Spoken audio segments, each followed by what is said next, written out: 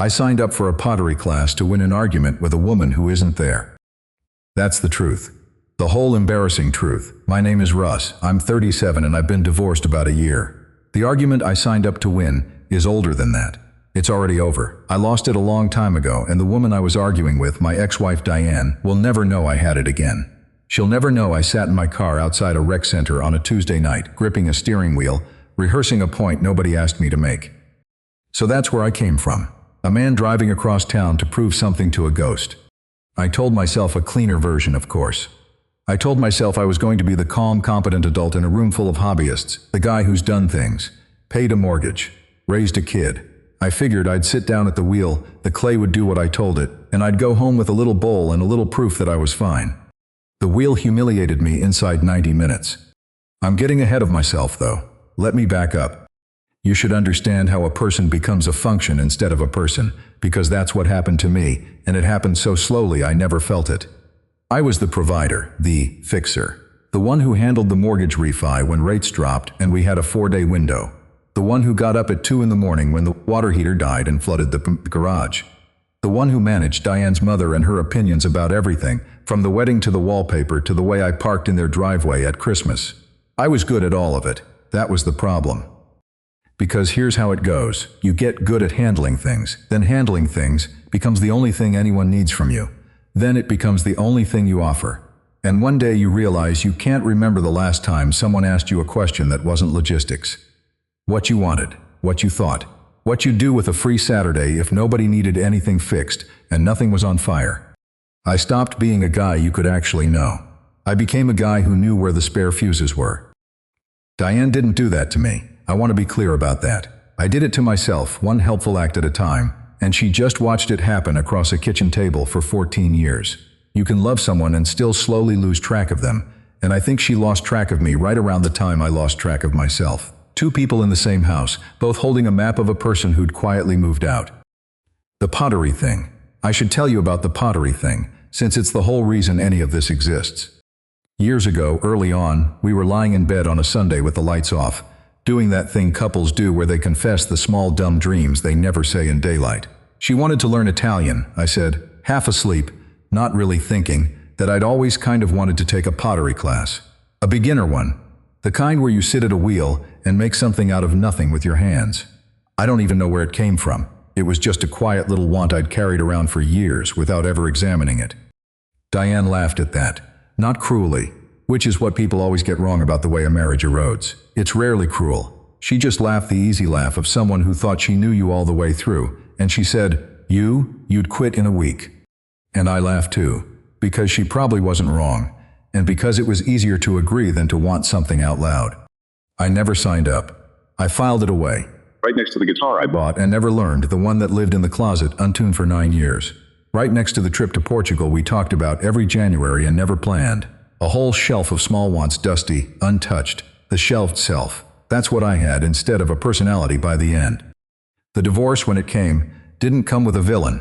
I keep waiting to tell people the part where someone cheated, where there's a third party, a betrayal, a clean reason you can point at. There isn't one. It ended in silence.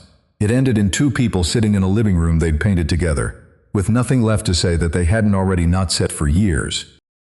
She said one thing at the end I haven't been able to put down. She said, I don't know who you are anymore, and I don't think you do either. I wanted to argue. God, I wanted to argue. That's what I'm good at, remember. Handling things, fixing the broken statement, presenting the counterpoint. But I sat there with my mouth open and nothing came out. Because she was right. I didn't know either. I'd misplaced myself somewhere around the second mortgage, and I had no idea where to start looking. So fast forward, a year out, living in a smaller place across town. Half my furniture, half my week with my kid, all of the quiet. It was a Tuesday again, past midnight. I couldn't sleep, which had become a hobby of its own. I was scrolling the rec center website for no reason, looking for nothing, hoping it finds you. Spin classes, tax prep workshops, a watercolor thing for retirees that met on Thursday mornings. And then I saw it. Beginner wheel throwing Tuesdays at 7-8 weeks, Studio B. I sat up in bed. I'd love to tell you it was a beautiful moment of self-discovery. It wasn't. It was spite. It was a 14-year-old laugh, echoing in a dark room you'd quit in a week, Some stubborn, petty, wounded part of me clicked register before the smarter part could talk me out of it. I paid the $40 to a ghost, to prove a dead point to a person who would never, ever find out. I walked in the next Tuesday armored and ironic, ready to be unbothered, ready to be the adult in the room. Studio B is a long room with cement floors and a wall of windows gone dark with night. 6 pottery wheels in 2 rows. The smell of wet earth and something mineral like a basement after rain. And people, confident people. A cluster of 20-somethings in matching aprons they'd clearly bought for this, laughing at something on a phone, already comfortable, already a group. I clocked it in about 4 seconds. I was the oldest man in the room by a decade easily. The instructor was a woman named Priya, brisk, kind, efficient. She had the specific energy of someone who has taught beginners for years and could do it in her sleep and maybe was. She clapped her hands once, said welcome, and started talking about wedging clay, working the air bubbles out before you ever touch the wheel. I stood there in my borrowed apron, feeling exactly as ridiculous as Diane had predicted, which somehow made me angrier and more determined at once. And then I noticed her, the woman across the room. I want to be careful how I tell you this part, because I didn't notice her the way the title of a movie wants me to. I noticed her the way you notice the one other person at a party who's also standing near the wall. There was exactly one other person in that room over 35, and it was her. Similar age to me, give or take. She was setting up her station with this air of grim resolve, and the first thing I actually registered about her, the very first thing, was the mug. A travel mug. Chipped along the rim, the paint worn off in a thumb-shaped patch on one side. She set it down on the corner of her workbench with this small, settled gesture. The way you put down something that belongs there. The way you put down something that comes with you everywhere. I don't know why I noticed it. I just did. She was bad at the clay. I want to be clear, we were all bad, but she was bad in a way I recognized. She fought it. She'd lean in, jaw set, hands wrapped around a lump that was supposed to become a pot, and the lump would wobble and slump and defy her, and you could watch her decide, visibly, not to swear in front of strangers. At one point, a gray thing she'd been working on collapsed sideways, lopsided, sad, a pot that had given up on being a pot halfway through. And she looked at it, this ruined gray lump, and she said, perfectly dry, to absolutely no one, "Okay, Gerald, we'll try this again." I had to stare down at my own clay so I wouldn't laugh out loud at a stranger. Gerald. She'd named it Gerald. Like it was a coworker who kept disappointing her. Like the two of them had history. I don't think she meant for anyone to hear it, and I pretended I hadn't. And I spent the next 20 minutes losing my own battle with my own clay and thinking about it anyway.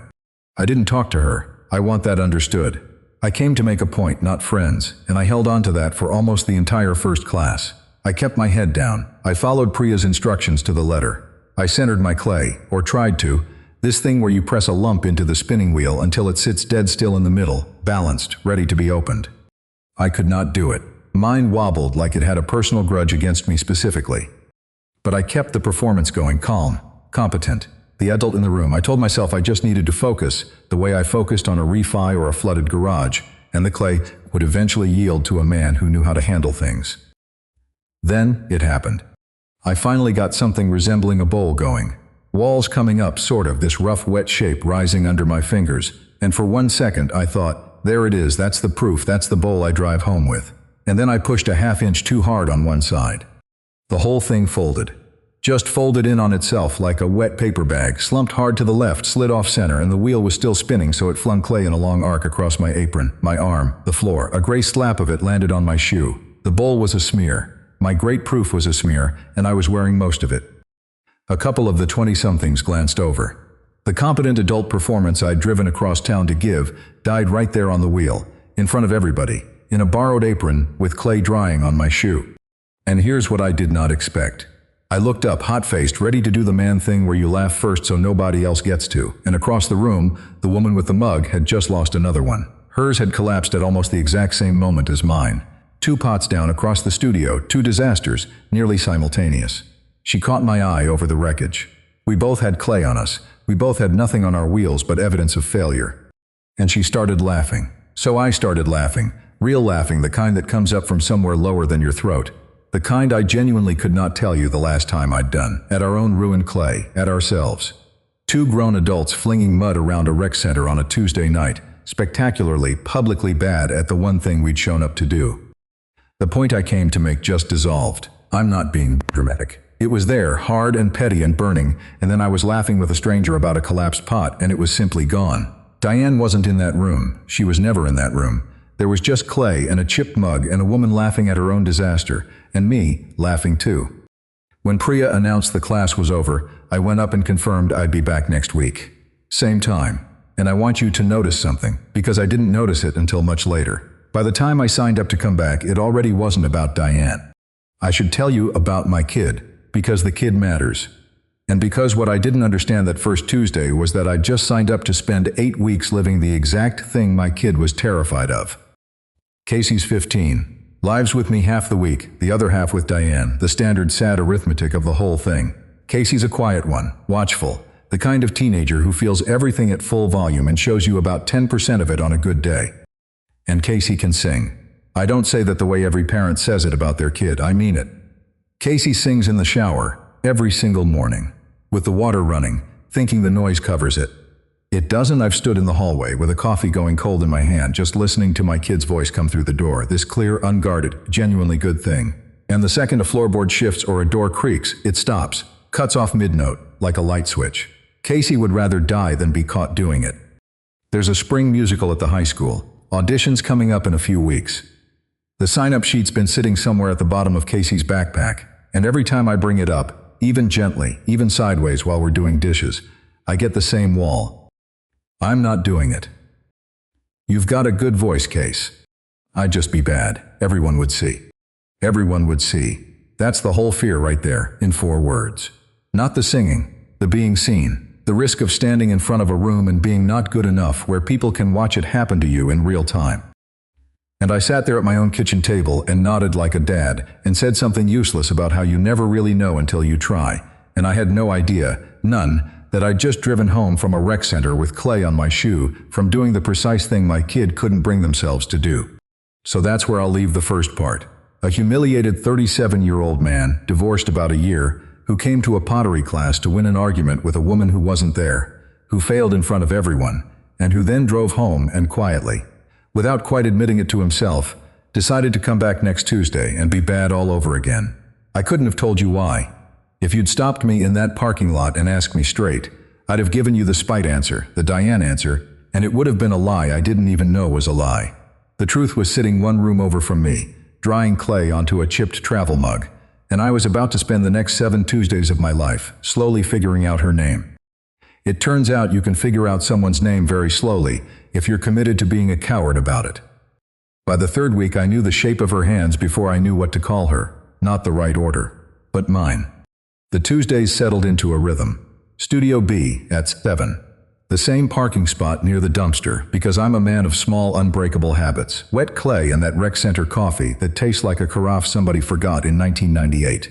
I'd push through the door and the smell would hit, earth and damp and something faintly burnt, and some part of my chest would loosen a notch before I'd taken my coat off. I looked forward to it. I won't dress that up, in a way I wouldn't have said out loud to a single living person, least of all myself. If you'd asked me, I'd have told you it was a class, a thing on a calendar, a point I was still making. We were the worst 2 people in that room, comfortably the worst. The 20-somethings had figured it out somewhere around week 2. You'd watch them slap a lump down, lean in, and the clay would just sit, center clean on the first pull, dead still like it had been waiting its whole life to obey them. Then they'd open it up smooth and walk a wall straight up and have a real bowl inside 10 minutes. Easy, annoying. Me and the woman did not do that. We fought it.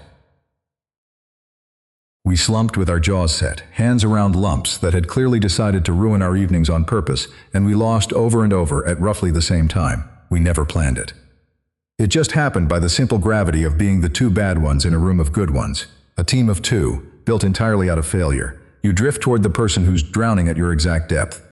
Her name landed on a Thursday in my head and a Tuesday out loud. Priya was doing the rounds, checking everybody's pull, and she stopped behind the woman's wheel and said, "Nadia, you're choking it. Loosen the grip." Nadia. That was the whole reveal. No music, no slow motion. An instructor telling a grown woman she was strangling her clay.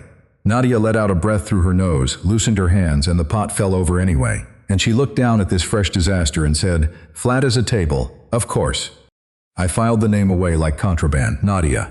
I'd spent 2.5 weeks calling her, privately, the woman with the mug. Now she had edges. She named her pots. That was the thing that got me first. Every collapse, every lopsided ruin, she gave it a name like it was a difficult relative. Gerald was the first, the gray one from week 1. Then came a squat, lumpy, sad little mug with one wall thicker than the other, and she looked at it a long second and christened it Trevor. Just Trevor. With this weary affection, like Trevor had a job he wasn't great at and a wife who'd given up on him. And then, week 4, she produced a bowl so architecturally wrong it defied a human name. It listed a lip on one side and none on the other. It looked like it had been made during an earthquake by someone underwater. She set it down, considered it, and said, "I'm not naming this one. This one's just the situation." I laughed so hard I knocked my own water cup over. So I started doing it too. Badly, copying her, picking up her words like you do from a funnier friend. By week 4 I had a mug I called the defendant because the handle had broken off and it looked guilty, and she laughed, a real one, and something dumb and warm went off in my chest like a flashbulb. It became ours, a whole private language built out of clay we'd ruined. I remember the first time I centered a lump and it actually held. Week 3 maybe, end of the night. I'd pressed it down the way Priya kept showing us, both hands cupped, leaning the weight from my shoulders, not my fingers, and the wobble just stopped. The clay sat dead still, spinning so smooth it looked frozen. Centered for the first time in my life. I went completely still. I didn't breathe. I sat hunched over a spinning piece of mud like a man who'd just cut the right wire on a bomb, terrified that any movement, any exhale, any thought too loud would knock it off. And 2 wheels down, without looking up from her own wreck, Nadia said, "Don't breathe on it." I didn't laugh. I couldn't. I was holding the whole universe steady. "How long do I just sit here?" I said, barely moving my mouth. "Forever, if you have to." She still didn't look over. That's the job. You sit with the thing and you don't flinch. And then I shifted my weight a half inch to glance at her, and the clay went sideways off the wheel. "Oh no," she said. I flinched. You flinched, and we both lost it. Best thing that had happened to me in about a year. Every week when the class ended and the 20-somethings peeled off their aprons and filed out into whatever 20-somethings do on a Tuesday night, Nadia stayed. Priya never asked anyone to. She'd just say, "Good work, see you next week," and start gathering her things. But Nadia would carry that chipped travel mug to the sink, set it on the edge, and start wiping down the wheels, all 6 of them. Reclaiming the dried clay, scraping the splatter off the splash pans, leaving the room better than she found it. Nobody asked her to do that, she just did. So I started staying too. I told myself it was politeness. The decent thing. A man raised right doesn't let one person clean up after a whole room. That was the story I ran, and it was a lie with a true coat of paint on it. I stayed because she stayed. I'd grab a sponge and take the far row, and we'd work, the 2 of us, in a quiet rec center with the windows gone black and the water running in the sink. And we'd talk. Not about our lives. That's the strange part. 15-20 minutes a week, side by side over running water and clay slip, and we talked almost entirely about the clay. How I kept choking my pulls. Whether Trevor could be salvaged or folded back into the bucket and reborn. Priya's theory that you have to ruin 100 pots before you make one good one. We talked about the exact moment a wall gets too thin and gives up. And somehow it was the most honest I'd been with another human in years. The competence I wore everywhere else, the fixer thing, the guy who handles it thing, it was gone. Stripped off at the door. I couldn't pretend to be good at this. The evidence was drying on my shoe every week, and neither could she. 2 people with no masks left, talking about clay, which turned out to be a way of telling each other things that had nothing to do with clay. I should mention Marco, because I got him completely wrong, and it cost me something I didn't know I was spending. Marco was 23, loud in the easy way I might have been once before I traded it for a mortgage. And infuriatingly good at the wheel. He'd center clay one-handed while telling a story, and he orbited Nadia. That's the only word for it. Always drifting over to her station, leaning over her shoulder, hands near her hand, saying, "Here, like this, you're choking it." I watched that week after week and drew the obvious line between the dots. They're together. Has to be. The good-looking young guy who can't stay away, the way he hovers, the way she lets him. I filed her undertaken and I shut a small door I hadn't known was open. I didn't decide to. It wasn't a thought I had on purpose. I just felt myself pull back a single degree, the way you ease off a road you've realized is somebody's driveway. Polite and automatic, and wrong. And here's the part I only learned later, the part that makes me want to shake myself by the apron. She was misreading me at the exact same time. Nadia, I'd find out, looked at me across those weeks and saw a man who was careful, distant, friendly enough but walled off.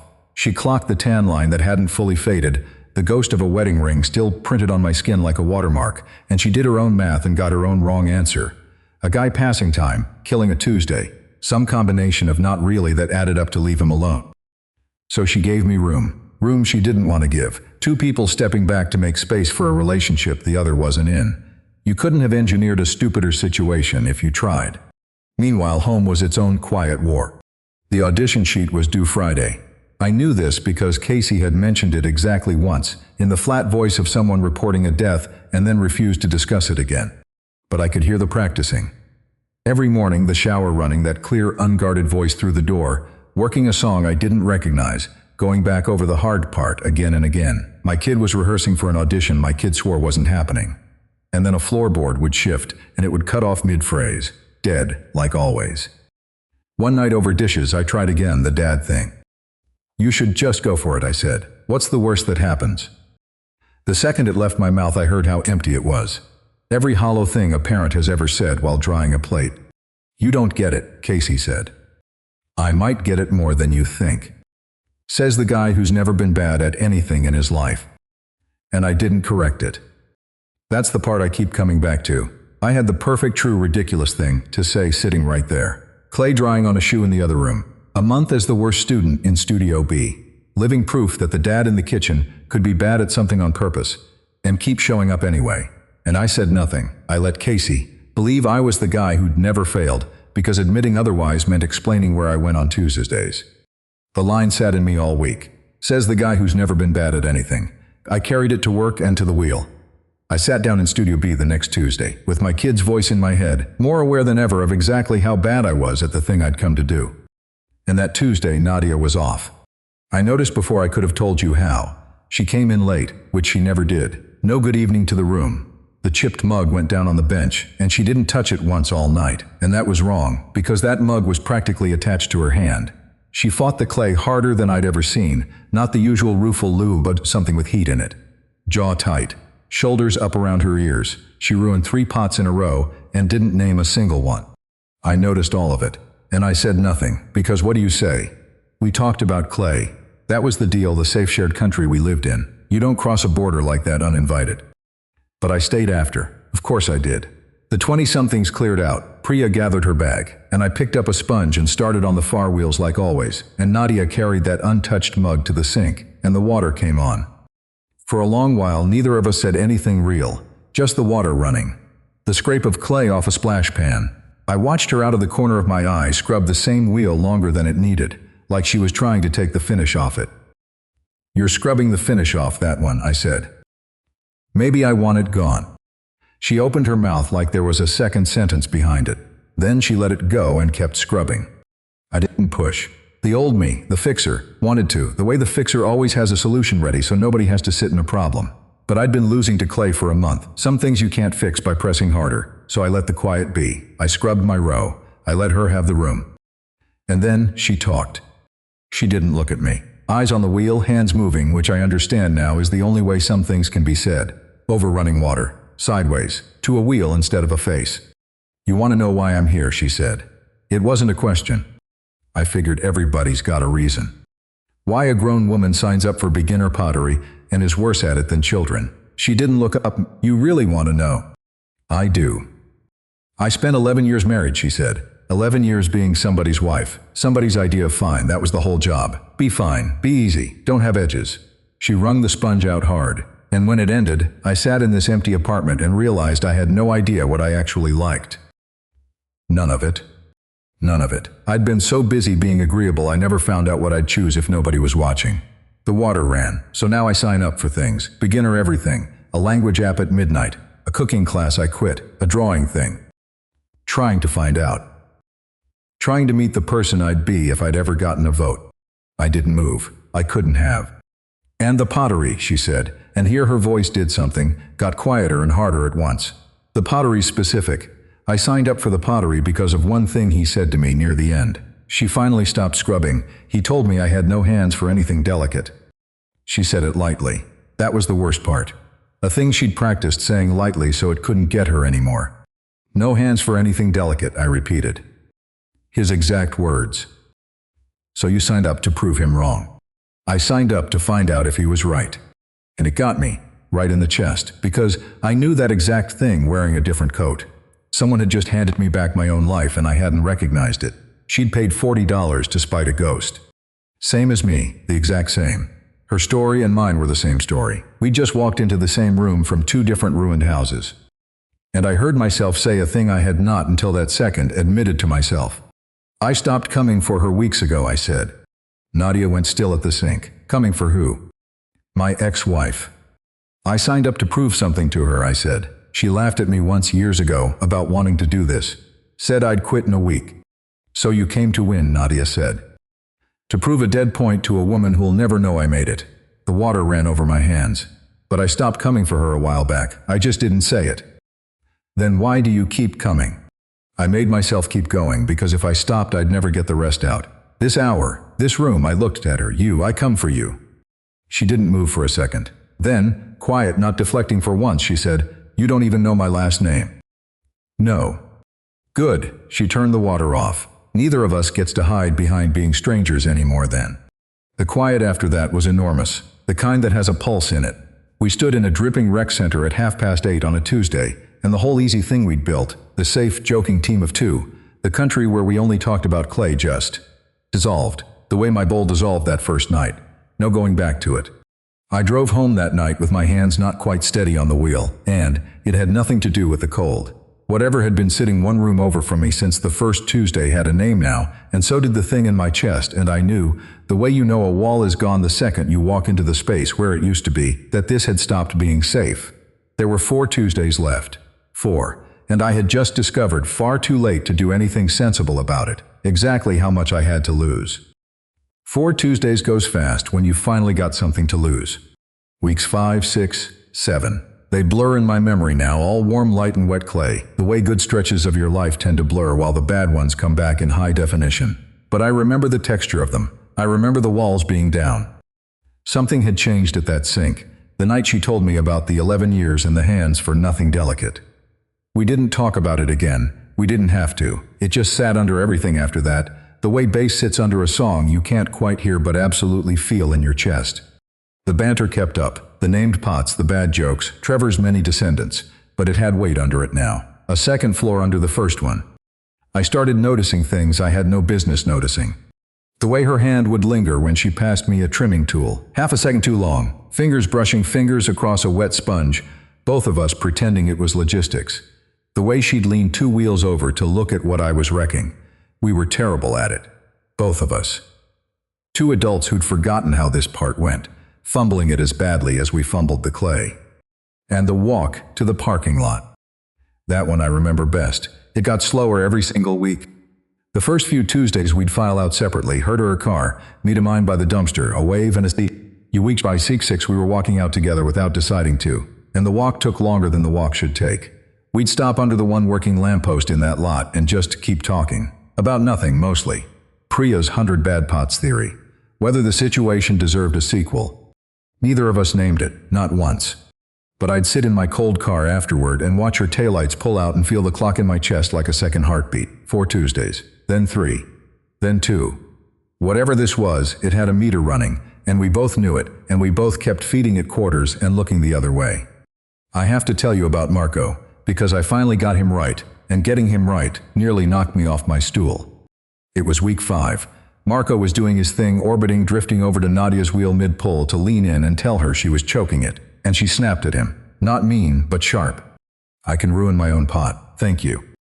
I'm just saying, Aunt Nadia, you grip it like it owes you money. And the whole room kept moving and I went completely still. Aunt? I sat there with my hands in a lump of cold clay and replayed it. Aunt Nadia. I must have looked like I'd been unplugged because Nadia caught my face from 2 wheels over. What? She said. He called you Aunt Nadia. Because I'm his aunt. She said it slow, like I'd asked what color the sky was. My sister's kid. She made me drag him along for moral support and now he's better at this than me. Which was supposed to be mine, by the way. She flicked clay off her thumb. It's deeply insulting. I think about it constantly. And I laughed. I laughed too hard, way too hard. A bark of it, then more, the kind that doesn't quite match the size of the joke. Marco grinned, pleased to be the cause of something. Priya glanced over. I couldn't stop. It wasn't the line was fine. It was the relief. Pure, stupid, full-body relief, coming out the only door I could find. Her nephew. He was her nephew. The good-looking kid who couldn't stay away from her wheel was a teenager fulfilling a family obligation, and I had spent 4 weeks closing a door I'd had no reason to close. Nadia watched me laugh, and I watched her watch me, and I saw something move behind her eyes. A recalculation. The slow, visible work of someone redoing a sum they'd been confident about. Because she'd had me filed too, I knew that now. A man passing time, killing a Tuesday. The faded ring, the careful distance, all of it adding up to leave him alone. And here was same Gerald falling off his stool with relief because her nephew wasn't her boyfriend. You can't laugh like that about a stranger. You can only laugh like that about someone whose answer to a question you've been afraid to ask just turned out to be the one you wanted. She knew it. I knew she knew it. And for 1 second across a rec center studio, neither of us pretended we didn't. Then Priya clapped her hands and ruined it, which is what Priya was for. The clock got louder the very next week. It was the end of class, week 7, second to last. Priya was doing her wrap-up, and instead of just saying see you next time, she stayed standing at the front and got a little ceremonial about it. So next week's our last session, she said, and we do a showcase. A what? End of term. We set up the long table in the lobby. Everybody picks one finished piece, one you're proud of, and we put them out on display. Coffee, a few snacks, families welcome to come. She smiled like this was good news. It's nice. People bring their kids. You get to see what 8 weeks turned into. Display. I felt it the second she said the word. The old armor. Coming back up my spine one vertebra at a time, automatic like a reflex you can't talk down. Display. One finished piece out on a table, in a lobby, where people walk past and look and form opinions with their faces. I looked across at Nadia to share the joke of it, the absurdity, 2 of the worst potters alive being invited to exhibit. She wasn't smiling. She was looking at her own hands. I drove home that night, and the thing I kept snagging on wasn't the showcase. It was something underneath it that I hadn't let myself look at until Priya put a deadline on it. This had all been easy because the class held it. It's the thing I finally understood, gripping the wheel on the dark drive home. Everything good with Nadia had happened inside Studio B, inside the Tuesdays. Inside the wheels and the shared task and the running water at the sink, we had a place, a reason. A frame around us that did all the heavy lifting so we never had to. But the frame had 8 weeks of life in it, and 7 were gone. What happens when there's no Studio B to meet in? No 7 o'clock, no clay to talk about instead of ourselves. Does a thing like this survive daylight? Does it survive without the scaffolding holding it up? Or does it just slump sideways and slide off center the second you stop spinning the wheel? I didn't know. That was the honest answer that scared me. I genuinely did not know how to be with someone as just myself, because I'd spent 14 years being a function instead of a person and another year being nobody at all. I'd buried the actual me so deep and so long ago, I wasn't sure he'd come up if I dug. Take away the class, the task, the helpful thing to do with my hands, and what was left to offer her. A guy who knew where the spare fuses were. That's the country I was lost in when Nadia made her move. Her retreat, I mean, because she got there first. It was the next Tuesday. The last regular session. We were cleaning up after, the 2 of us, the way we always did. Sponges and the running sink and the windows gone black. And she said it too casually. I knew it was rehearsed because it came out so light. I might skip the showcase, actually. I kept scrubbing. Yeah? I don't have anything worth putting out. She wrung the sponge. My stuff's all bad, you've seen it. Gerald, Trevor, the situation. I can't put the situation on a table next to those kids' work and stand there while people look at it. And I heard it. God, I heard it so clearly it was almost loud. Because I'd heard it twice already that month in 2 other voices. I'd just be bad. Everyone would see. That was Casey. Word for word, near enough. My 15-year-old at the kitchen sink, refusing the audition. And here it was again, out of a grown woman's mouth at a different sink. Dressed up in adult clothes, but the same animal underneath. The exact same move. And I knew the move from the inside, didn't I? I'd made it for 20 years, the guitar in the closet. The trip we never planned, the pottery class I let a laugh talk me out of. Every shelved one I'd ever had was the same single decision made over and over. Choosing not to be seen failing, over the risk of being seen at all.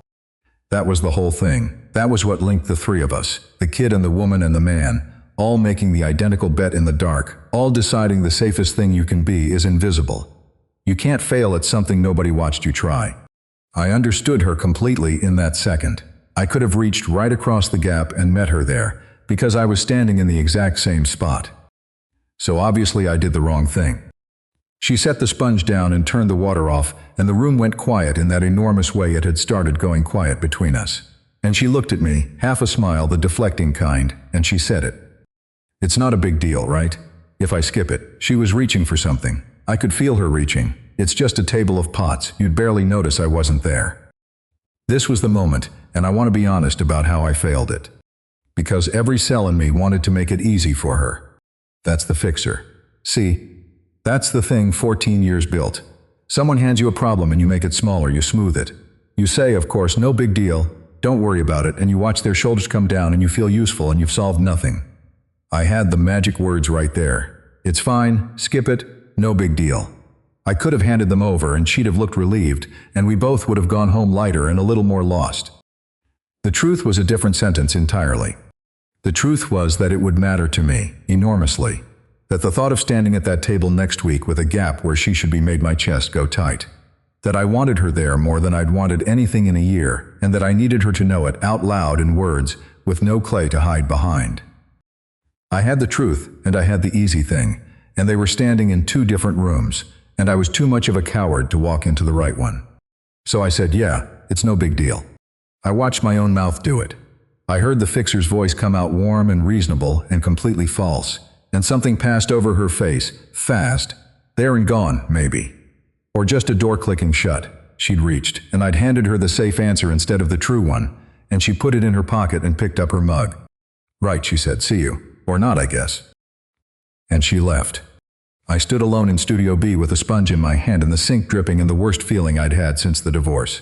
I'd done it again. I'd been handed a chance to be a person, and I'd been a function instead. Smoothed it, made it easy. Disappeared myself right when it counted.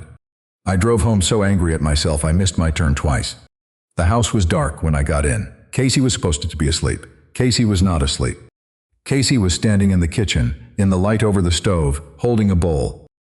My bowl, one of the bad ones, a genuinely terrible early one, wall thick on one side and caving on the other, a thumbprint dent in the rim I'd never bothered to fix.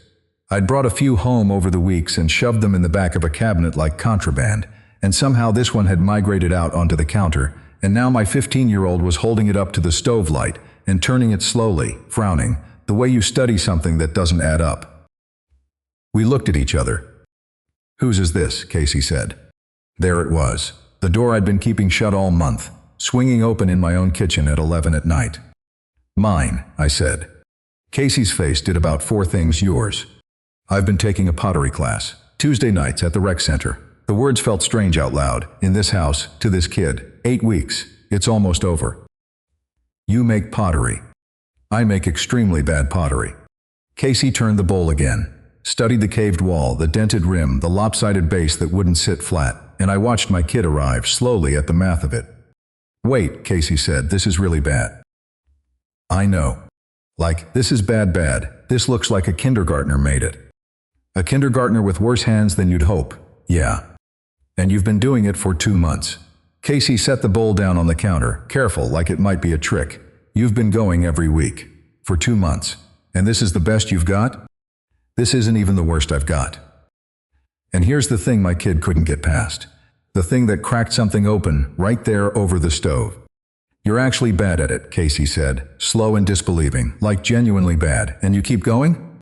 Because that was the part that broke the model. In Casey's whole 15 years of knowing me, I was the dad who handled it. The one who fixed the thing and paid the thing and knew the thing. The guy who, in Casey's exact words a few weeks back, had never been bad at anything in his life. And now here was hard ceramic evidence that the dad had been bad at something, publicly, on purpose, in a room full of people who could watch, every Tuesday for 2 months, and had driven home and signed up to go be bad again. Yeah, I said, I keep going. Why? Casey said, and it wasn't a teenager's why, the throwaway kind, it was real. My kid actually wanted to know, why would you keep doing something you're that bad at, where people can see? And I'm telling you, I had spent the whole drive home being a coward at one sink. I was not going to be a coward twice in one night in my own kitchen. So I told the truth. No lecture, no lesson, no big speech about trying your best. Just the thing, the real thing, the most honest answer I'd given anybody in a year. Because I spent a really long time, I said, only ever doing things I was already good at, things I knew I'd win. And you know what it got me? Casey waited. It turned me into nobody. Your mom said it the day she left.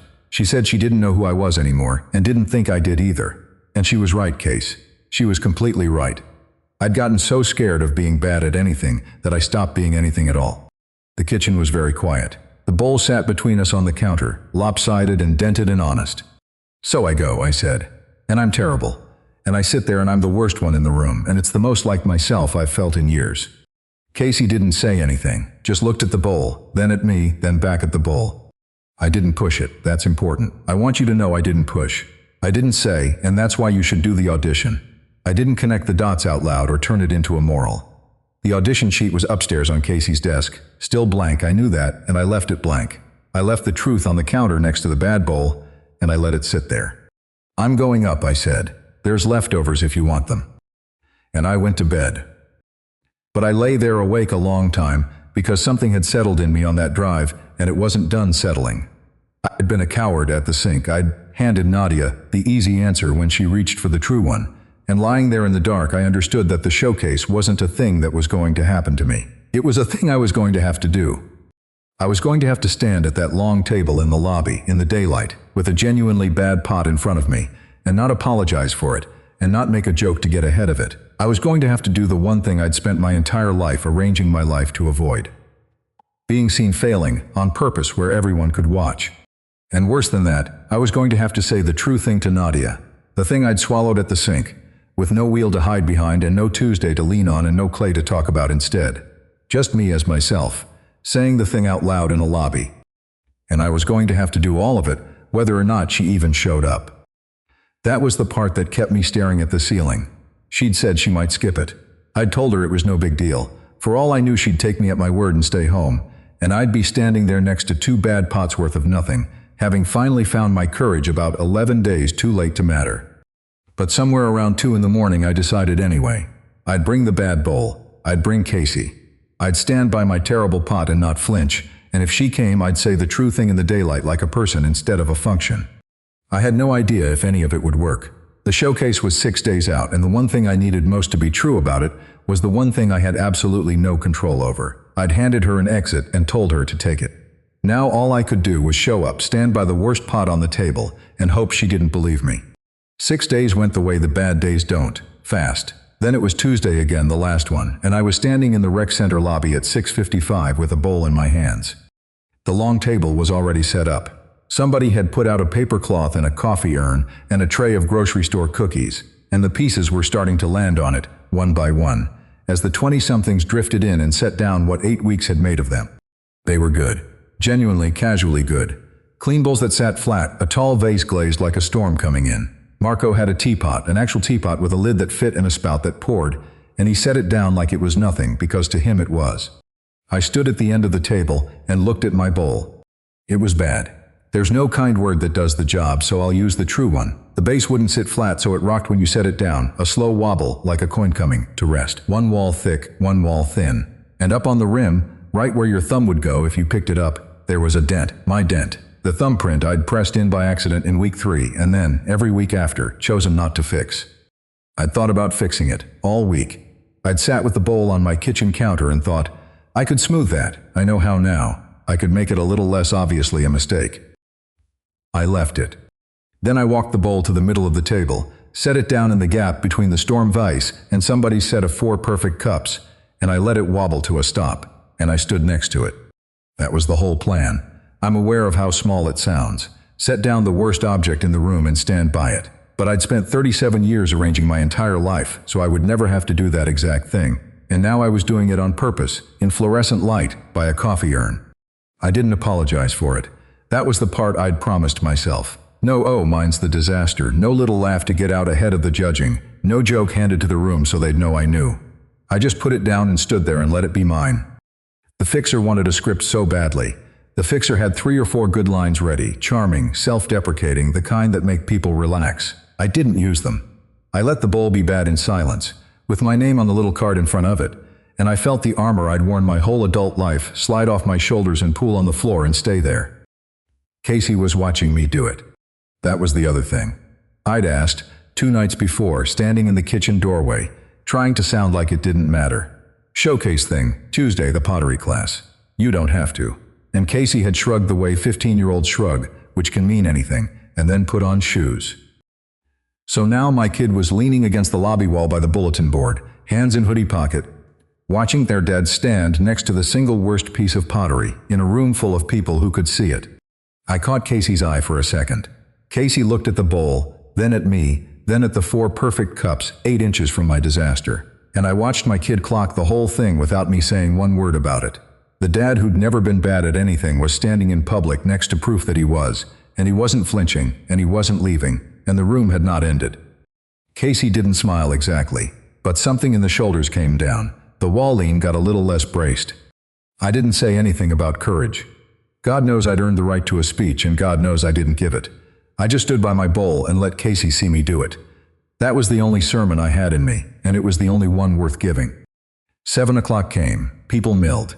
Priya made a little speech about how proud she was, how far everyone had come, and I half listened and watched the door. 5:10 passed, and the door stayed shut.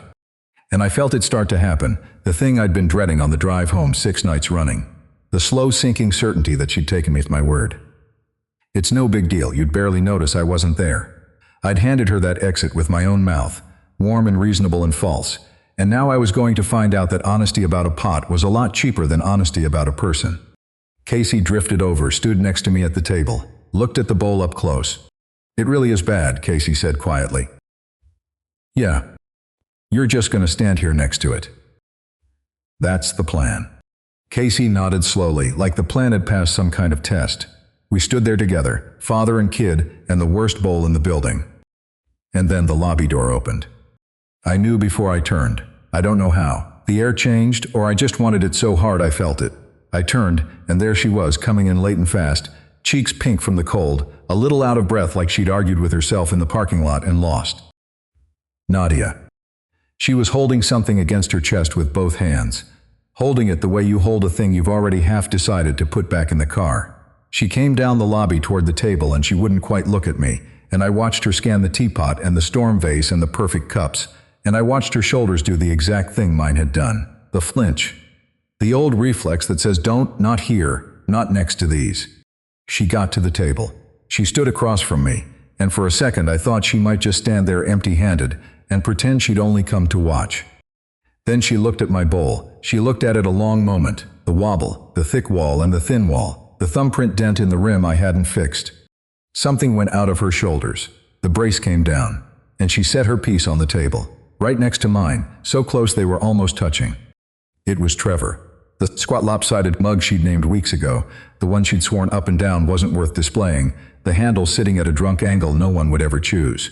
She set Trevor down beside my bowl, two of the worst objects ever fired in that kiln, side by side in the middle of all that competence. And she looked up at me. I was already grinning. I couldn't help it. And she started grinning too, fighting it and losing, the way she fought the clay and lost. Then we were both just standing there over two terrible pots, grinning at each other like a pair of idiots, while the whole rest of the room had no idea what was funny. Because nobody else could see it. To everyone else, it was two bad pots a couple of beginners had been brave enough to display. They didn't know about the sink, the 11 years, the hands for nothing delicate. They didn't know what it cost her to walk that mug through that door. I knew. She knew I knew. That was the whole thing. You came, I said. Don't make it weird, she said. You brought Trevor. Trevor insisted. She wouldn't meet my eyes for that part. I sat in the parking lot for 10 minutes. I had the heat on and everything. I was fully going to leave. What changed your mind? She glanced at the two pots, then back at me. I figured if I was going to humiliate myself, I'd rather do it next to somebody worse. My bowl is objectively worse than Trevor. It really is. It's a comfort. And I laughed and she laughed, and then it got quiet between us in that big way it had started doing, even in a loud room. The way it does when you both know the next thing said is the one that matters. So I said it. No wheel to hide behind, no Tuesday to lean on, no clay to talk about instead.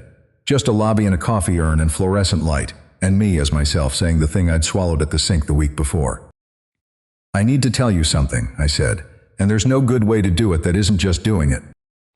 She went still. I told you, it was no big deal. I made myself hold her eyes. That was a lie. It was the biggest deal. I wanted you here so bad I couldn't see straight, and I told you the opposite, because that's the thing I do. I make it easy for people. I disappear so nobody has to deal with me wanting anything. Russ. Let me get it out, or I won't. She closed her mouth. I stopped coming for Diane weeks ago, you know that. But I want to say the rest of it. I took a breath. I started coming for you. The hour this room, you at the next wheel telling me not to breathe on it. That's what I was driving here for. Not the argument. You. The lobby kept moving around us. Somebody refilled the coffee. Marco laughed at something across the room. And I don't want this to be a Studio B thing, I said. A thing that only existed in here, on Tuesdays, with the clay doing all the talking. Because the class is over tonight. There's no more here, and I don't want there to be no more us. Her hand was resting on the table next to Trevor. I watched it, not her face. So I'm asking for something that lives out there, I said. In the daylight. Coffee, a real one, not the stuff out of that machine that tastes like a penny. Somewhere that isn't this building. Just you and me, no wheels, no aprons, nothing to do with our hands except hold a cup. Then Nadia looked down at the two pots, and back up at me, and she said it the way real people say it, dry, sideways. Trying to keep her face from giving the whole thing away and failing at the corners of her mouth. You want to take me out, she said, for coffee that doesn't taste like a penny. That's the pitch. Like an adult, with no clay involved. Then, I'll keep my hands in my pockets the whole time if it helps. It won't. She pressed her lips together, the grin winning. Okay, yes, God yes. She rolled her eyes at herself, at me, at the whole thing.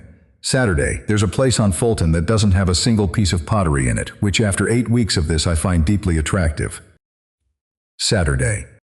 Bring nothing, make nothing, fix nothing. She pointed a finger at me, and her voice went a little softer under the dry. I mean it. You don't have to be useful at me, just show up. I can do that. We'll see, but she was still smiling. She reached into her bag then, and pulled out the travel mug, the chipped one that had lived on her workbench all 8 weeks like it owned the spot, the bite out of the rim by the handle. This is coming, she said. It's the only one of mine that isn't an embarrassment, and even it's chipped. So you know what you're getting into. I've known what I was getting into since week 1. No, you didn't. No, I admitted, I really didn't. And that was the whole grand romance, if you want to call it that. 2 middle-aged people and 3 ugly pots and a chipped mug, making a plan to drink coffee on a Saturday in a building with no kiln. No music swelled. Priya started taking the cookie tray down. Somebody's kid knocked over a cup, the good kind, and it didn't even break, which felt unfair to my bowl. But we'd done the thing. We'd taken the one good thing we had and lifted it off the wheel and decided to carry it ourselves out the door into a week that had no Studio B in it, no scaffolding. Just us, agreeing to find out if we held our shape once the spinning stopped. A few days later, I came home from work, and the house wasn't quiet. Somebody was singing upstairs. It was Casey. The shower wasn't running. That was the first thing I noticed.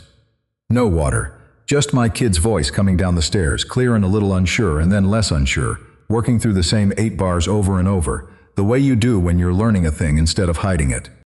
I stood there a second, keys still in my hand, and I waited for it. The thing that always happened. The door closing, the voice cutting off mid-note, the kid going silent the instant a parent's foot hit the stair. I went up. I made noise on purpose, the way you do so you don't catch someone. Dropped my keys in the bowl by the door, loud. Casey kept singing. Didn't stop, didn't slam the door. Just kept going, working the 8 bars, with the door open and their dad 3 feet away in the hall. I didn't say a word. I didn't ask about the audition or the sign-up sheet, because I could hear they'd done it. And the asking would have closed the door I'd spent 8 weeks learning to leave open.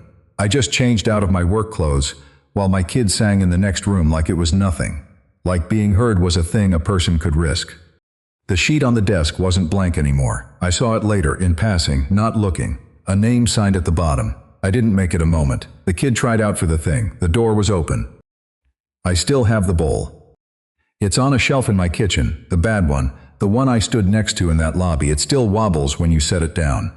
The dent is still in the rim. I never did fix it. I could now, easily. I've gotten a little better, but it would be like editing a letter you already meant. So it just sits there, lopsided and dented and useless for anything you'd actually want a bowl for.